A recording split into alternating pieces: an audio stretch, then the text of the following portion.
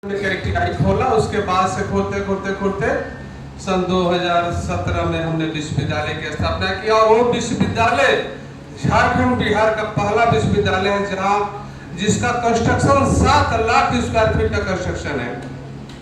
15 building है जो कोई बिल्डिंग 7 फ्लोर से कम नहीं है।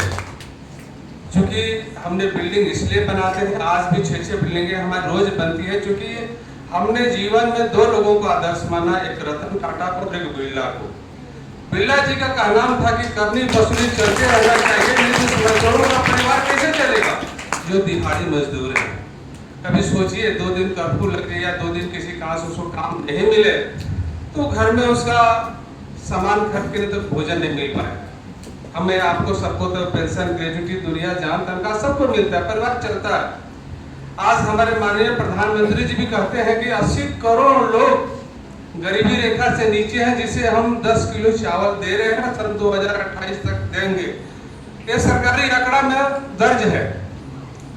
तो मैंने सालों भर कोरोना काल में बिल्डिंग बनाते रहा।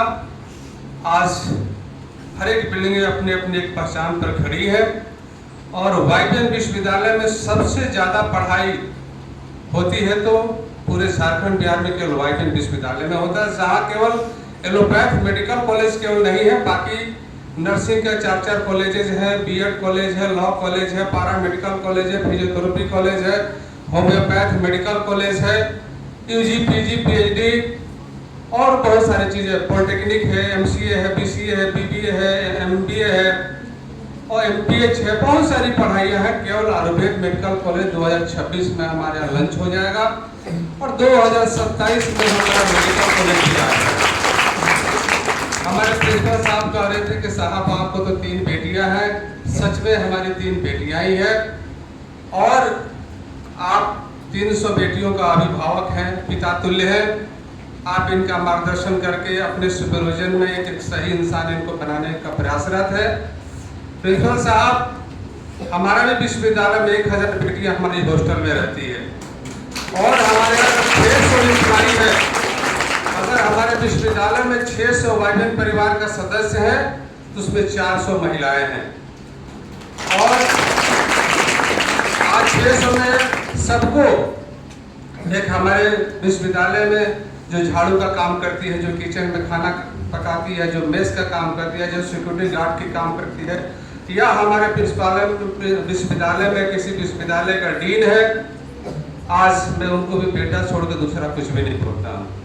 ये सम्मान हमने पाया है और लगातार निरंतर सोमवार हो, मंगल हो, बुध हो, बृहस्पति हो, संडे हो, एक दिन भी मैं 8 बजे के बाद घर में नहीं रहता हूँ और शाम को करीब करीब 8-9 बजे तक हमको आना होता है। निरंतर चलते रहता हूँ। अब हमारी मजबूरी हो गई है कि मेरे को कंटिन्यूअस काम करना है, क्योंकि मेरा अकेला पेट नहीं, अकेला मेरा परिवार नहीं है। आज हमारा 600 लोगों का परिवार है और 200 डेली वेजेस मजदूर, दिहाड़ी मजदूर जिसको बोलते हैं, आज हमारे विश्वविद्यालय में काम कर रहे हैं। हमारे विश्वविद्यालय में सोफा भी बन रहा है, मेरे अपने वर्कशॉप में बन रहा। सारे खिड़कियां, सारे दरवाजे, सब कुछ हम बाजार से नहीं बनवाते हैं, केवल रॉ मटेरियल बनाते हैं। और सालों भर हमारे वर्कर 200 पूरे बिल्डिंग बनाने में और उसके अंदर की सारी चीजें करने के लिए वर्कर काम करते हैं। वहीं 10 साल से काम कर रहे हैं। हमें पता भी नहीं चलता कि काम हो कैसे रहा। मैं साहब गए हुए हैं, मैं बिंदास घूमते रहता हूँ, मेरे को किसी चीज की कोई चिंता भी नहीं रहती है। आज हमारी 3 बेटियों में एक बड़ी बेटी डॉक्टर अंकिता यादव इसी साल MBBS 2025 मार्च में करके आई है। लोग कहा या उसने भी कहा कि पापा हम पीजी कर लेते। हम कहते बेटा पीजी भी कर लोगी तो तुम्हें पेशेंट देखने की बात आएगी और हमें आपको एक डॉक्टर पेशेंट देखने के लिए नहीं बनना है बेटा, तुमको मेडिकल कॉलेज खोलना है जहाँ डॉक्टर हम लोग पैदा करेंगे।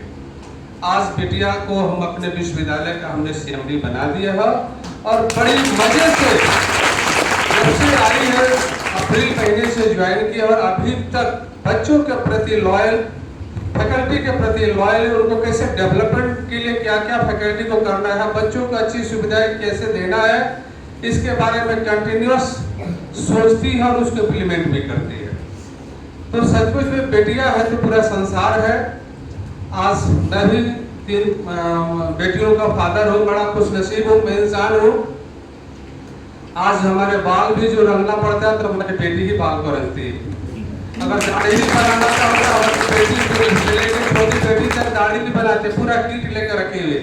जब रात को 8 बजे मैं घर जाता हूँ तो मेरे को पता नहीं, मैं बहुत ही सिंपल इंसान हूँ।